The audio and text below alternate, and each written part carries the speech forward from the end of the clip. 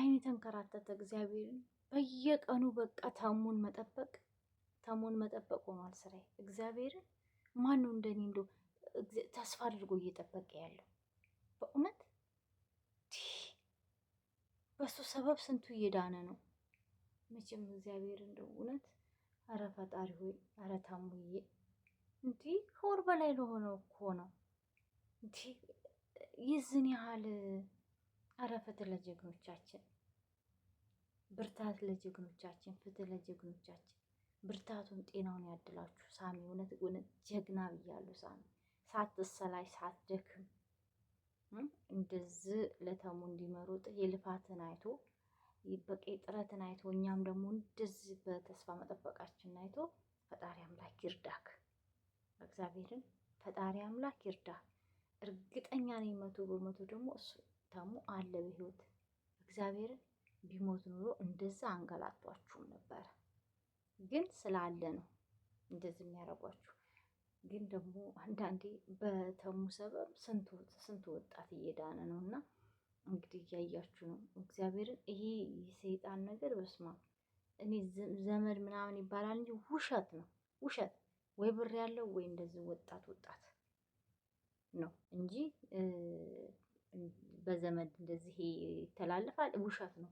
እነዚህ ጫካ የታሰሩ ዘመን ናቸው እግዚአብሔርን። እና ጋዜጠኞቻችን ጥሩ ባደረጉ ለንጹሃን በሮጡ ይሄ ነገር እዚህ እየገጠማቸው ነው ያለው። እና አሁን ፍትህ ነው የምለው። ምን እንጃ ብቻ ለጋዜጠኞቻችን እኔ አላቅም። በቃ ምን ያንሳቸዋል? ምንም አይገልጻችሁም፣ ምንም አይገልጻቸውም። እግዚአብሔር እድሜ ጤና ይስጣችሁ እና ከእንደዛ አይነት ጠላት ፈጣሪ ይሰውራችሁ ለማለት እወዳለሁ። እና እኔ አሁንም ነገም ቢሆን 100% ተሙዬ እንዳለ ነው ውስጥ የሚሰማኝ አለ። ሁላችንም ያው በተስፋ እንደምንጠብቅ ነው እርግጠኛ ነኝ። እስኪ አለ ብላችሁ የምትሉ እውነት አለ ብላችሁ የምትሉ እስኪ ላይክ አድርጉ እግዚአብሔርን። እና እኔንም ላይክ እያደረጋችሁ የምታበረታቱኝ ደግሞ በዛ አጋጣሚ ከልብ አመሰግናለሁ። እውነት እግዚአብሔር አምላክ ደግሞ ለተሙዬ ደርሶለት ፈጣሪ ጠብቆት በቃ አለ ሁላችሁ እንዲለን ፈጣሪ ያድርገው። እውነት ይሄን ናፈቀኝ። በቃ አለው አይዟችሁ በቃ ተውት አለው በጤና ማለቱ ወንድሞቹ መቀላቀሉ በቃ ስራው ይቅር አይ ስራ። ስለዚህ የሆነ በቃ መቶ ብቻ በቃ ደህና ነኝ የሚለው ከዚህ ፊትም ታውቃላችሁ። በሱ ፍቃድ የሚባል ጋዜጠኛ ነበረ እንደዚሁ እንትን ብሎ ጠፋ።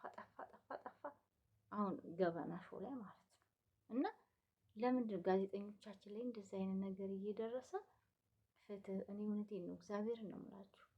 ማናቃቸው ጋዜጠኞች ራሱ ብዙ እንደዚህ ሴቶች ራሱ ታውቃላችሁ ነስሮች ምናምን ብቻ የሆነች ሴት ራሱ የጠፋቻለች ብዙም አልከታተላትም። እና እግዚአብሔር እንዲህ ዝን ያህል በደል ለምንድን ነው? ቢያንስ ለነሱ ቢያንስ መቆም አለባችሁ ብዬ አስባለሁ። በተለይ ከነሱ ጋር ያሉ የበላይ አካላት ማለት ነው እግዚአብሔርን። እና የተሙዬ እንደዚህ መሆንም ራሱ እንጃ እውነት ተኝታችሁ እውነት ከጎናቸው ቆማችሁ መፍትሄ የሆነ ዘዴ ካልፈጠራችሁ እኔ ይሄ በጣም አዝናለሁ እውነት ለመናገር። ምክንያቱም የሚዋጉት ከጥላት ጋር ነው የሚዋጉት። በቃ አብሯቸው ካለ ሰው ጋር ነው ገባችሁ? በቃ ከካዲያን ጋር ነው። ውስጣቸው እስከ ካዲ እንዳለ ማን ያውቃል? ከቦታ ቦታ ሲሄዱ የሆነ ነገር ነው፣ ግን ውስጣቸው የሆነ የሚጠቁም ሰው ሊኖር ይችላል እንጂ እስከ ዛሬ ድረስ እኔ ተሙ ይቆያል ብዬ አላስብም።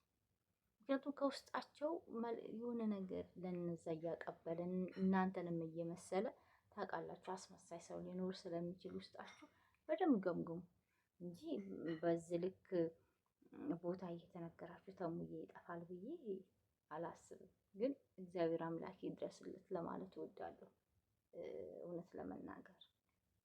እና ውድ ቤተሰቦቼ እንደኔ በተስፋ የምጠብቁ እንግዲህ እግዚአብሔር ይርዳን። እኔ እውነቴን ነው እንኳን አይደለም ተሙ እውነት የሆነ በቃ አንድ ቀን ማለት አንድ ቀን ዛሬ ይመጣል ነገ ይመጣል እያልኩ እንጂ አንድ ቀን የሆነ እነሱ እንዳሉት ሞቷል ተቀብሯል እንዳሉት አስቤውም አላውቅም። ግን በቃ ነገን ነው የምለው በተስፋ ማለት ነው። ነገን ነው ነገ ይመጣል ብዬ ነው የማስበውና ብቻ እግዚአብሔር ያስገኘው ነው የምለው። በተለይ ደግሞ የሳሚ ልፋት ራሱ እንደዚህ ሳሚ እውነት እግዚአብሔር እድሜ ጤና ይስጥህ። በቃ ጥበቡን ያብዛልህ። ቃላት ያጥረኛል። እኔ እግዚአብሔርን ነው የምላችሁ። ዛሬ ካዲያን በበዛበት ሰዓት ላይ እንደዚህ አይነት ጥሩ ጓደኛ መኖሩ ጥሩ ነው፣ ደስ ይላል። ልቦናን አይቀይረው። በርቱልን። እግዚአብሔር አለ። ሳሚዬም ይገኛል ላለው እውነት እግዚአብሔርን እና ውድ ቤተሰቦቼ ሁላችሁም በስደት ምንም አይንካችሁ፣ ለጀግኖቻችን እንጸልይ፣ ምንም አይንካቸው ለማለት እወዳለሁ።